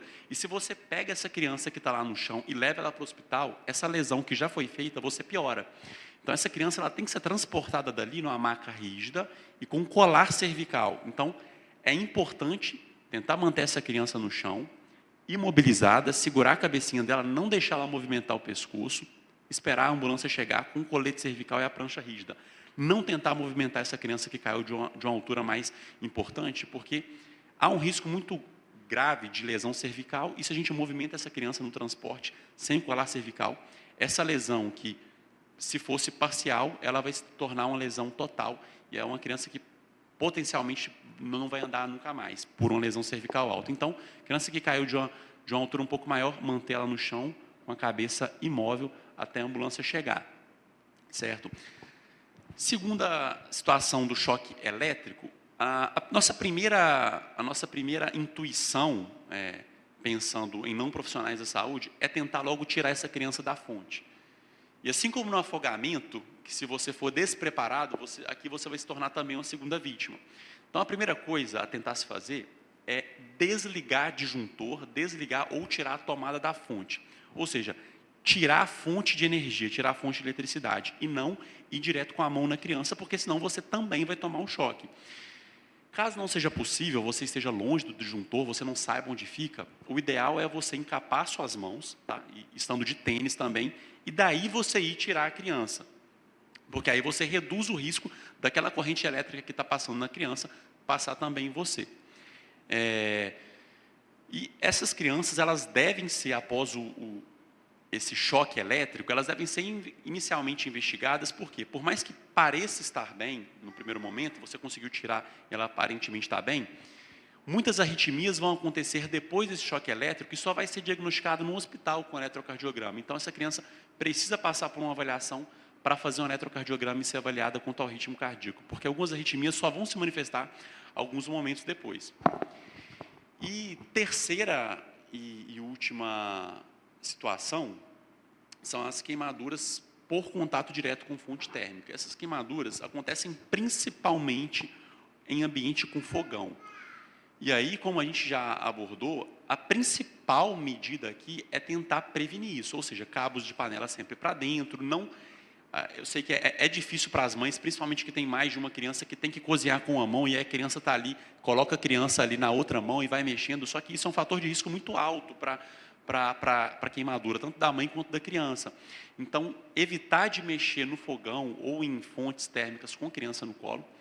Mas uma vez já tendo acontecido o acidente, a principal medida que deve ser feita de forma imediata é lavar com água corrente em temperatura ambiente. Não é para jogar água gelada, não pode colocar café em cima, manteiga, isso tudo vai causar lesão secundária, vai aumentar o risco de infecção local. Açúcar, tem gente que vai colocar até terra, areia, e colocar tudo que tiver em casa, isso não é recomendável, porque você vai aumentar o risco de uma lesão secundária, e principalmente de infecção, que é o que a pele não íntegra, ou seja, a pele lesada, porque a pele, além de outras funções, ela serve para quê para a gente? Para proteger a gente de infecções do meio externo. A gente encosta na mesa, a gente encosta em diversos locais que estão contaminados o tempo todo. E a gente não fica infectado o tempo todo, porque a pele ela tem essa função protetora. Agora, uma vez que a pele está queimada, a gente perde essa função de proteção contra agentes do meio ambiente, como bactérias. Então, se você pega ali uma terra, uma areia, um açúcar, o que quer que seja ali no meio ambiente que já tem uma colonização de bactérias, de fungos do meio ambiente, você vai estar colocando o agente invasor literalmente dentro do corpo da pessoa. Então, somente água corrente e água em temperatura ambiente. Não é água fria, porque senão você vai causar um choque térmico na região e piorar a lesão. Então, água corrente em temperatura ambiente e levar a criança para avaliação, porque dependendo do tamanho da extensão, vai precisar de antibiótico, de pomada de antibiótico, dependendo do tamanho da infecção, do tamanho da lesão térmica, vai precisar de repor líquido intravenoso, que seria soro fisiológico, dependendo, vai precisar de internação prolongada, vão precisar ser solicitados exames para ver se os eletrólitos da criança estão normais, não precisam de reposição. Então, a primeira medida inicial é tirar a criança do contato daquela fonte térmica e lavar com água corrente. E, imediatamente após, procurar o pronto atendimento para ver se vai ter necessidade de prosseguir com investigação, com internação, pomada, enfim. Mas, de forma mais inicial, seria isso. Bom, como a gente, já finalizando, o objetivo aqui, obviamente, não é tornar todo mundo 100% apto a conduzir essas emergências, mas sim dar esses instrumentos para que uma abordagem inicial seja feita. E veja bem, não é porque essa abordagem é inicial e não é cheia de equipamentos que ela não é importante. Na verdade, isso que a gente faz de forma inicial é o mais importante. Seja reconhecer a parada cardiorrespiratória, iniciar as massagens na beira da piscina, seja tirar a criança do contato com a fonte térmica, seja o fato de você não fazer nada. Por exemplo, a criança caiu do guarda-roupa, você vai ter a intuição de ir lá e tirar ela dali. Não é a melhor opção. Você não fazer nada, e o que eu estou falando aqui, não fazer nada, não é literalmente nada, né, porque você vai chamar o serviço de ambulância, mas é você mantê-la ali no chão com o pescoço imobilizado para evitar a progressão de uma lesão que já aconteceu. Então, essas informações elas são muito importantes para a gente saber o que fazer nesse momento inicial, para tanto já iniciar o processo de salvamento, como no caso de afogamento, mas para também não piorar lesões que já foram feitas. Certo? E aí vocês fiquem à vontade para perguntar sobre outros temas também. A Fabi perguntou no começo já sobre o escorpião, embora seja não é uma coisa tão comum, mas é uma coisa comum aqui na região de Ribeirão Preto, e só de forma rápida, para só pincelar esse tema, isso é uma coisa muito comum aqui na região, e a principal coisa para fazer em termos de prevenção é não deixar entulhar telhas, isso tudo você já sabe, mas uma vez que a criança já foi picada, em casa não tem muito o que a gente fazer. A gente tem que levar essa criança para o pronto atendimento, por quê? Se tratando de picada de escorpião, dois extremos preocupam bastante a gente, que são idosos e crianças. Um adulto jovem vai doer bastante, em casos muito, muito raros, ela vai ter uma complicação sistêmica, como edema agudo de pulmão, distúrbios de ritmo cardíaco, mas isso é na minoria dos casos. Um adulto jovem não vai ter muito problema. Agora, o idoso, principalmente depois de 65 anos, e a criança, precisa de uma avaliação. Todo mundo precisa de avaliação, tá? Mas de forma preferencial, de forma mais rápida. O idoso e a criança precisam de uma avaliação, por quê? As alterações são muito sutis e a evolução pode ser muito dramática. Não é incomum a gente ver crianças que apresentam parada cardiorrespiratória por uma picada de escorpião. Por quê? Assim como eu comentei sobre os tóxicos, aqui também é uma intoxicação, diferente de uma ingestão que a criança bebe, aqui o veneno vai ser inoculado na criança, ou seja, também é uma intoxicação. Só que a quantidade de veneno para uma criança que pesa 5 quilos, ela é extremamente mais prejudicial do que para um adulto que pesa 70 quilos. Então, essa criança precisa de uma avaliação, por quê? Ali vão ser dosados eletrólitos, ali vai ser feito um hemograma, vai ser feito um coagulograma, para ver se essa criança não está tendo nenhuma hemorragia interna, vai ser feito eletrocardiograma. Essa avaliação ela só pode ser feita dentro de um hospital, dentro de uma unidade com recursos. Então, o mais adequado é você tentar identificar qual foi o escorpião, que na nossa região, no Brasil de forma geral, é o escorpião amarelo. Então, essa criança precisa ser levada porque, caso ela evolua com algum sinal de gravidade, existe o soro anti-escorpiônico. Esse soro a gente tem aqui na cidade especificamente, a gente só vai ter no hospital de urgência, aqui no centro, mas, tendo sinais de gravidade, essa criança vai receber o soro anti-escorpiônico. Assim como se for uma picada de cobra, vai ter o soro antibotrópico, o soro anticrotálico.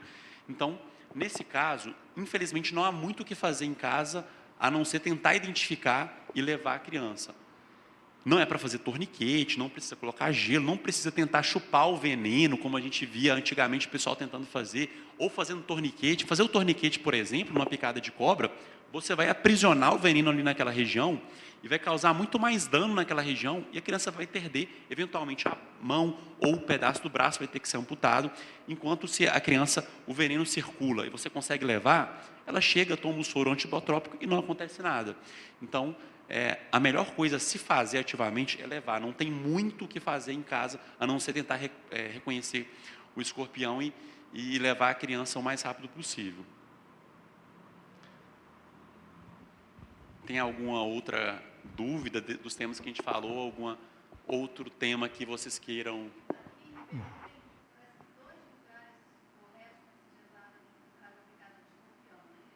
Aqui, em termos de sistema público, só o HC tem o soro. Agora, quanto aos sistemas privados, a Unimed, eu não sei outros hospitais, a Unimed, o URP, né, o Hospital da Unimed e o Hospital São Paulo não tem soro anti-escorpiônico. Então, mesmo nesses casos que chegam lá para a gente acaba transferindo para o sistema público para fazer. Não sei se o Ribeirânia ou São Lucas tem, a Unimed não tem. E, em termos de hospital público, possivelmente somente a unidade de urgência vai ter. É o mais provável. É isso que eu ia confirmar. Primeiro, tirar uma dúvida, mas é recente, né, essa questão de para onde levar, porque a gente acaba tendo muitos casos aqui em Ribeirão que as crianças menores elas vêm a óbito, né? Então, é recente essa orientação de levar direto para o HC, porque até pouco tempo atrás precisava levar em qualquer emergência e aí seria direcionado para o HC através de ambulância. O ideal é sempre que a criança passe primeiro para avaliação na UPA, seja na UPA ou se ele tiver plano no Hospital Unimed, no Ribeirânia, porque não são todos os acidentes que vão precisar de soro anti-escorpiônico. Só os acidentes moderados e graves. O acidente leve, ele não precisa de soro. O leve, a criança vai ficar em observação por 6 horas, 4 a 6 horas. Então, o ideal é ela passar por uma avaliação primeiro, seja na UPA, pensando no sistema público, ou seja no Hospital São Paulo, Hospital Ribeirânia, Unimed, pensando no hospital público, pensando no hospital privado, né, para depois ser encaminhada, porque se for um acidente leve, como é na maioria das vezes, a criança não vai precisar, entendeu? Mas aí a gente tem algum parâmetro, então criança de até quantos anos, ou de até quantos quilos, ou porque você falou do idoso, né, acima de 65 anos. Tem, existem critérios muito bem estabelecidos para classificar o acidente como leve, moderado ou grave. Só que esses critérios, eles não são tão simples de ser avaliado em casa. Por isso que todo acidente escorpiônico, não só escorpiônico, acidente com lacraia, acidente com taturana, acidente com qualquer animal, ele deve ser avaliado pelo profissional, porque ele vai classificar se é leve, moderado ou grave, e aí, a depender da classificação, essa classificação não é tão simples, inclusive ela envolve alguns exames, por exemplo, a criança pode estar totalmente bem, mas o laboratório dela vai piorando, ou seja, ela vai evoluindo com sódio mais baixo, com coagulograma cada vez pior, isso é uma indicação de receber soro. E isso a criança pode não manifestar nada, a criança pode estar totalmente normal, brincando, e o laboratório dela, ou seja, o exame de sangue, só piorando, ela vai precisar de soro. Ou seja, não tem como a gente fazer essa avaliação fora do ambiente hospitalar. Todo acidente escorpiônico, acidente com os acidentes aracnídeos, né, com aranhas, acidentes ofídicos, né, que são as cobras, eles precisam ser avaliados para daí o profissional estratificar o risco, se é um acidente moderado, leve, moderado ou grave, para direcionar o tratamento. Então, independente da idade da criança, até mesmo adulto ou idoso, teve o acidente, a procura deve ser imediata.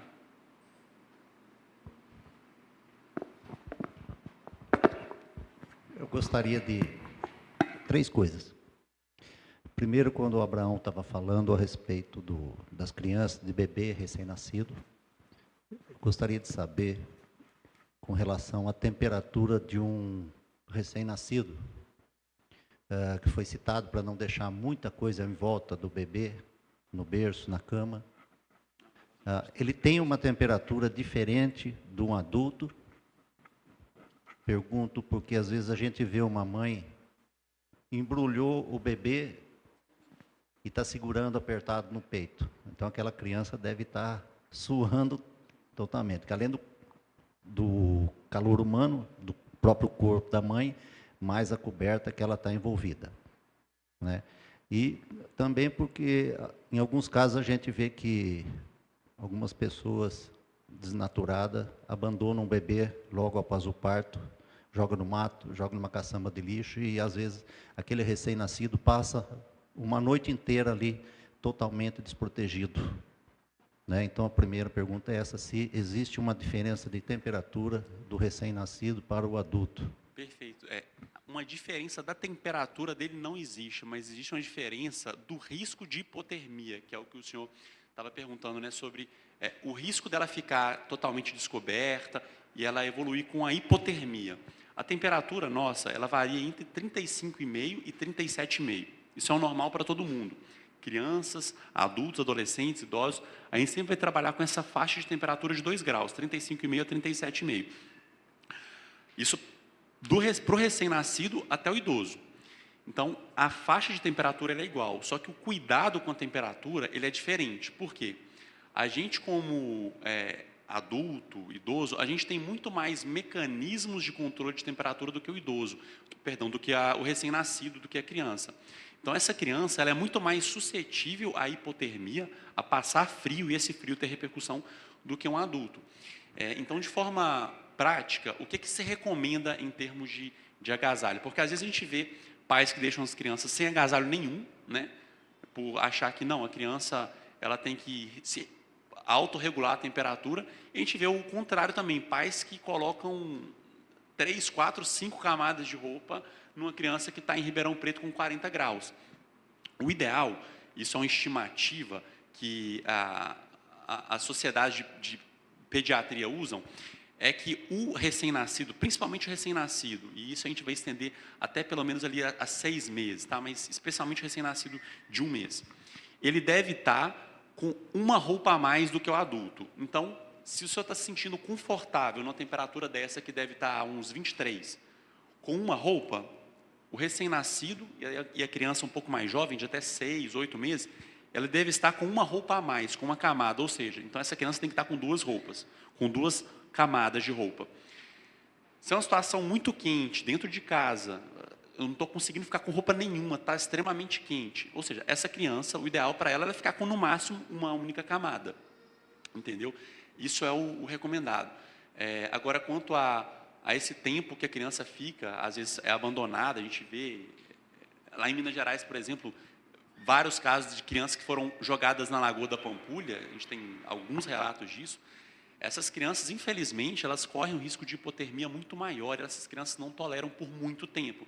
Então, nessas situações, o mais adequado, encontrando uma criança nessa situação, é cobrir o máximo possível de roupa, né, essa criança que já foi exposta à hipotermia, e levar para o pronto atendimento, para ali ser realizado um processo de aquecimento ativo, tanto com fluidos, né, com soro fisiológico aquecido, quanto com manta térmica de alumínio. Tem todo um aparato lá que vai conseguir corrigir essa hipotermia da criança. Mas, assim, de forma geral, uma regra prática é usar uma roupa a mais na criança do que o tolerável pelo adulto. Então, aqui agora todo mundo está confortável com uma camada só. Então, a criança pequena, 2 meses, geralmente até 6 meses, uma camada de roupa a mais. Uma segunda pergunta, com relação à picada aí de escorpião. Aconteceu comigo, e uma pessoa com mais idade que eu falou que no caso de uma picada de inseto, usar um pedaço de imã no local da picada. E aconteceu comigo de eu ser picado de escorpião. Aí, de imediato, veio essa lembrança. Eu peguei um pedaço de imã, coloquei no local, no dedo do pé, e fui levado até o pronto-socorro. De fato, eu não senti nada. Não sei qual é a ciência disso.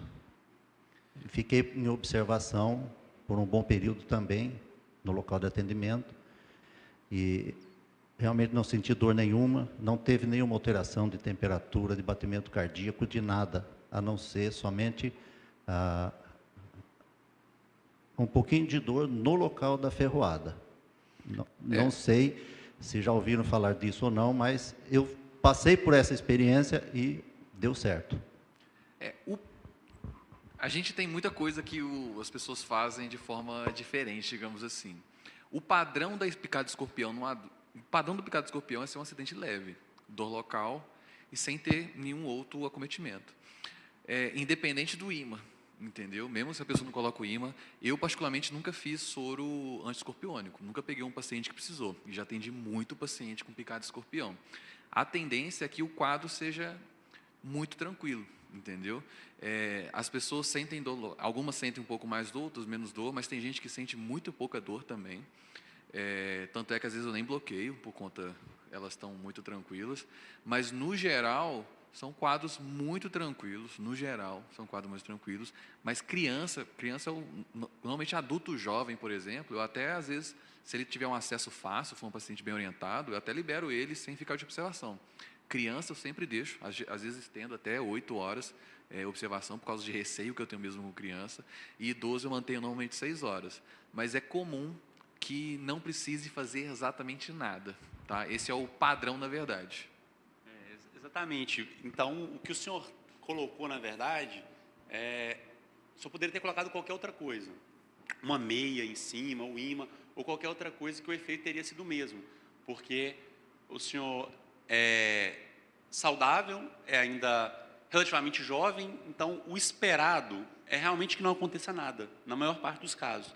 Os acidentes escorpiônicos, na maior parte dos casos, não acontece nada além de um pouco de dor local, independente do que a gente coloque em cima, ou passe, ou tome, entendeu? Durante o atendimento, eu acho que o pessoal do postinho estava mais preocupado do que eu, porque a cada 5 minutos vinha perguntar se eu estava sentindo alguma coisa, se estava tendo alguma alteração ou não. Então foi realmente totalmente normal, fui embora sem nada e boa. A terceira coisa que eu queria perguntar é quando a gente se deparar com uma pessoa que está convulsionando. O que fazer para ajudar essa pessoa? Perfeito. Durante a convulsão, tem 2 coisas que são muito importantes. Primeiro, a maior parte das convulsões, elas não vão durar mais do que 5 minutos. A maior parte absoluta delas. Então, a convulsão vai passar. No meio tempo, se você não conhece a pessoa, já é bom pedir alguém para ligar para a ambulância, para o SAMU, enfim, para os bombeiros, para caso isso prolongue, eles tragam medicamento. Mas, na maioria das vezes, não vai precisar. O que a gente tem que fazer? Colocar a pessoa de lado para evitar que ela broncoaspire, ou seja, que ela engula muita saliva, que ela engula, às vezes, algum resto de alimento que ela acabou de alimentar, e aquilo acaba se transformando numa pneumonia depois. Então, você coloca ela de lado e, de maneira nenhuma, coloque a mão dentro da boca da pessoa, porque durante a convulsão é muito comum as pessoas verem que a língua está enrolando. e um reflexo muito imediato é tentar ir desenrolar a língua dessa pessoa. E comumente, quando as pessoas tentam fazer isso, elas acabam empurrando a língua para dentro da boca da pessoa e tapando a cavidade onde passaria o ar. E essa pessoa evolui com uma parada cardiorrespiratória. Então, a melhor coisa para se fazer é colocar essa pessoa de lado, proteger a cabeça dela e esperar. Se for uma pessoa epilética, já que já tenha doença de epilepsia, uma pessoa que já seja sabidamente epilética, essa pessoa não vai fazer crise por mais de 5 minutos na maioria das vezes. Agora, se é um caso na rua, você não conhece a pessoa, não sabe do histórico da pessoa, ligar para o SAMU trazer a ambulância e fazer a mesma coisa, manter a pessoa de lado e proteger o pescoço dessa pessoa, para ela não ficar batendo a cabeça enquanto ela treme, enquanto ela convulsiona. Não colocar a mão dentro da boca da pessoa para tentar desenrolar a língua, não tentar conter a pessoa, não vai conseguir conter a pessoa, apenas virar de lado e proteger a cabeça, esperar a ambulância chegar. E na maioria das vezes, essa pessoa vai parar a convulsão muito antes da ambulância chegar. E dependendo, ela vai embora, porque ela já está acostumada, às vezes, a ter várias convulsões, e ela simplesmente, não, eu tenho mesmo, é isso mesmo, e ela pega e vai embora, não quer atendimento. Isso acontece relativamente, é comum acontecer também. Exato. Ela já teve tantas vezes na vida, já conhece a própria doença, que ela sabe que vai acontecer de novo, e vai acontecer daqui 2 semanas de novo. A ambulância chega e não tem mais ninguém ali na cena. Tem gente que nem procura médico. A gente tem pacientes, por exemplo, crianças, às vezes até crianças, tem 10, 15 crises por dia, que a família não leva mais no hospital, porque sabe, já conhece a doença, enfim, e aí só faz os cuidados lá, igual a gente orientou aqui, e toca a vida normal não, mas toca a vida. Né? Porque existem doenças que predispõem a ter muitas crises. Tem crianças que têm 50, 60 crises por dia. Então, às vezes, com o máximo de medicamento que a gente consegue colocar, a criança vai ter 15, 10 crises por dia. Os pais já conhecem a situação toda. E tem gente não, que com epilepsia vai ter crise uma vez a cada 2 meses, uma vez a cada 3 meses.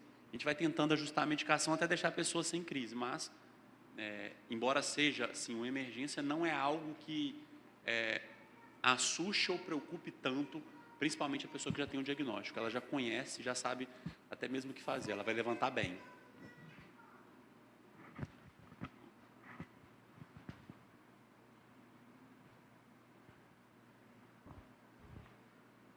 Assim, numa situação de emergência, algumas pessoas ficam muito nervosas, né? Às vezes dá o branco, às vezes fica meio em estado de choque. Então, o que alguma pessoa pode fazer para se acalmar um pouco, para poder resolver aquele problema ali? Tem alguma dica nesse sentido? Isso realmente varia muito de pessoa para pessoa, né? Até mesmo dentro dos próprios profissionais médicos. Tem gente mais vocacionada a trabalhar com urgência, tem gente menos vocacionada a trabalhar com urgência, até mesmo pelo temperamento, pelo perfil da pessoa. De forma prática, é difícil a gente dar uma dica assim, do que fazer para ficar um pouco mais calmo. Mas eu costumo sempre tentar entender que, independente da situação de emergência, isso até lidando com emergência, com pronto atendimento, o nervosismo ele só atrapalha, só te confunde. Então, talvez sair um pouco ali da cena por 5, 10 segundos para pensar e não ficar ali de frente à cena, uma pessoa, por exemplo, convulsionando, sair ali de frente, respirar e tentar visualizar o que você lembra daquilo já ajuda, do que ver a situação e já ir direto na cena e tentar já ajudar. Uma coisa que a gente tem no hospital, por exemplo, quando a gente está frente a uma parada cardiorrespiratória, é dividir funções. Quando a gente divide funções, a gente não se desespera, a gente sabe exatamente o que cada um tem que fazer. Então, numa situação por exemplo, afogamento, tá num sítio com outras crianças, a primeira coisa a se fazer, pensando em se tornar um pouco mais calmo, seria isso. Olha, você dividir, vamos supor que seja 5 pessoas ali na beira da piscina, você vai chamar uma ambulância, você corre e busca a boia, eu vou ficar e vou já iniciar o procedimento, você vai pegar os pais e separar. Então, só o fato de dividir as funções já vai tornar um ambiente muito mais organizado e propício ao atendimento. Porque muitas vezes o SAMU vai chegar, tá os pais ali em cima da criança, no desespero, não consegue ajudar, acaba mais atrapalhando. Uma vez você já tendo organizado a cena, já tendo organizado, isso é uma coisa que a gente comenta muito em acidentes com carro, por exemplo. Às vezes você viu um acidente ali na pista, você quer logo já parar seu carro e já descer, você vai se tornar uma próxima vítima, de uma carreta que vai passar ali logo em seguida. Então, não. Primeira coisa em ambiente externo é sempre a segurança da cena. E a segurança da cena ela é muito importante, tanto para a organização quanto para a segurança dos próprios emergencialistas. Ninguém vai descer, por exemplo, num barranco que capotou um carro, sem ter todo o aparato de segurança. Então, pensando nesse cenário, ou na beira da piscina, é isso. Certificar de que todo mundo está seguro, certificar de que o ambiente está organizado, dividir as funções. Porque se você tentar reanimar, tentar ligar no SAMU, tentar afastar os pais, você não vai conseguir fazer nenhum nem outro, não vai fazer nada. Então, separar as funções, dividir, pedir uma pessoa para ligar, pedir a outra para separar os pais, pedir a outra para tirar a criança da piscina. Isso já começa a organizar bastante o ambiente, e organizando o ambiente você já vai conseguir iniciar o procedimento com muito mais tranquilidade. Só para exemplificar o que ele falou, já aconteceu comigo, eu sou uma pessoa totalmente desesperada na hora que acontece, e a gente ficando desesperado, você desespera quem sabe fazer. Aconteceu com o meu neto, minha nora sabia desafogar, e eu comecei a gritar, simplesmente me tiraram do local, porque eu só estava atrapalhando, e é realmente isso. Se a pessoa está mais calma, ela consegue reagir melhor, e a gente nervosa não consegue. Então, eu já aprendi isso. Se eu não consigo ajudar, então tem que sair, porque a pessoa com calma consegue resolver. É exatamente isso. É por isso que ambientes de sala de emergência, às vezes a gente tem alguns problemas com alguns familiares, eles querem ficar no ambiente. E justamente, às vezes, a gente retira nessas situações, justamente por conta de ser um ambiente, às vezes, que ele é muito fácil de sair do controle, literalmente sair do controle. Porque às vezes o acompanhante desmaia também, aí você tem que você vai atender você ia atender você tem que atender dois. Às vezes alguém da equipe passa mal junto com o paciente, aí isso aí vira uma bola de neve. E o que eu acho em relação à calma, normalmente exposição repetitiva, né?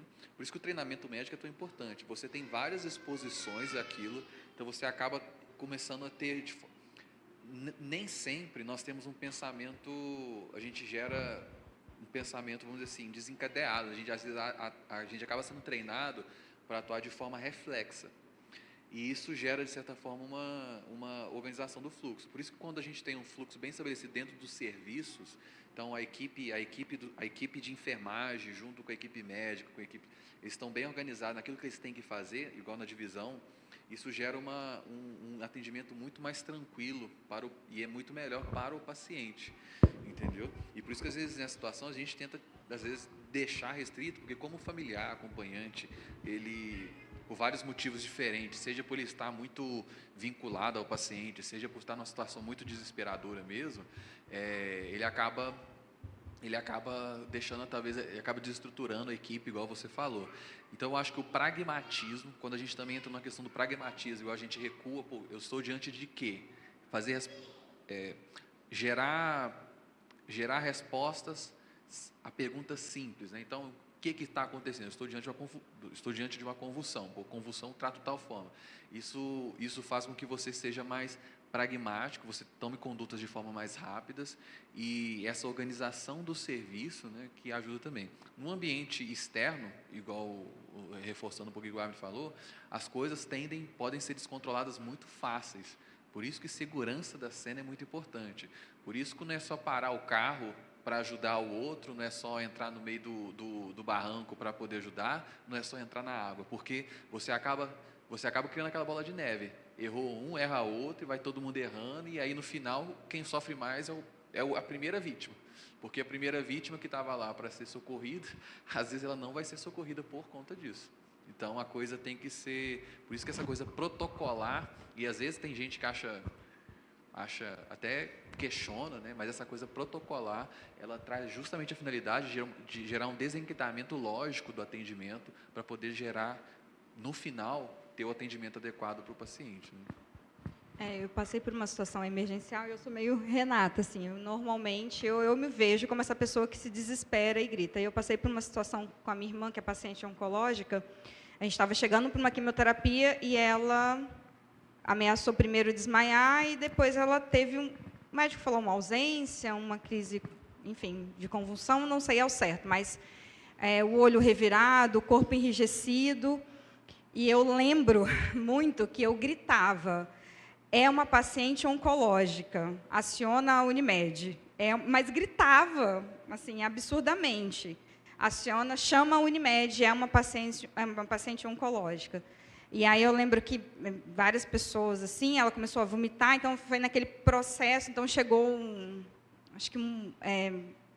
enfim, alguém da garagem, calma, eu falei, chama a Unimed, é uma paciente oncológica. E aí a Unimed veio, né, com a equipe de enfermagem, ela já estava recuperando a consciência, e aí depois ela teve mais uma crise, mas eu não consegui fazer muita coisa, na minha opinião, mas eu fiz o principal, sinalizei que ela era uma paciente que ela precisava, e a gente estava num prédio, né, na garagem de um prédio da Unimed, enfim.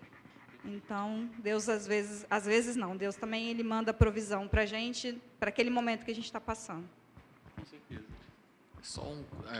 O Abner falou assim, às vezes não fazer nada, né? A gente tem uma frase da questão médica, né, de ética médica, é primo non nocere, né? Primeiro não fazer mal. Às vezes a principal medida nossa é tentar não fazer mal. Então, às vezes, não fazer nada, entre aspas, não fazer nada, na verdade é uma medida no qual você está evitando o agravo do paciente. E, às vezes, isso é melhor do que você fazer alguma coisa e piorar a situação.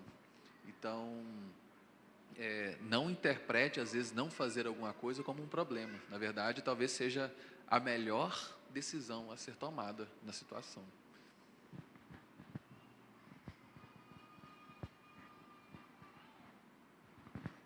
Perfeito. Acho que então por hoje é isso. Vou chamar o pastor para encerrar aqui com a gente. O presbítero Rafa. Gente, muito obrigado. Obrigado pela dedicação de vocês em nos informar e nos abençoar. E obrigado também você que participa com a gente aqui. A gente está transmitindo, também tem uma turma em casa assistindo a palestra. A gente agradece também a participação de todos vocês. Presbítero Rafa, faça essa oração de gratidão ao Senhor. Meus irmãos, obrigado mais uma vez, viu? Pai eterno, obrigado pela oportunidade de estarmos aqui na sua casa, discutindo coisas do dia a dia, Senhor. Obrigado que o Senhor nos guia, nos dá sabedoria. Obrigado pela vida do Abner e do Abraão, que estudaram, se prepararam para passar esse ensinamento para a sua igreja, Senhor.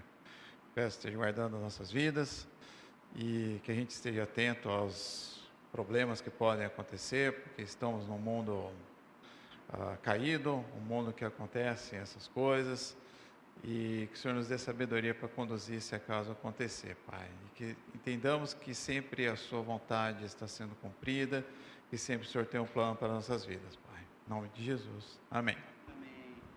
A gente tem um lanche bem gostoso preparado lá fora. Antes da gente sair para esse lanche,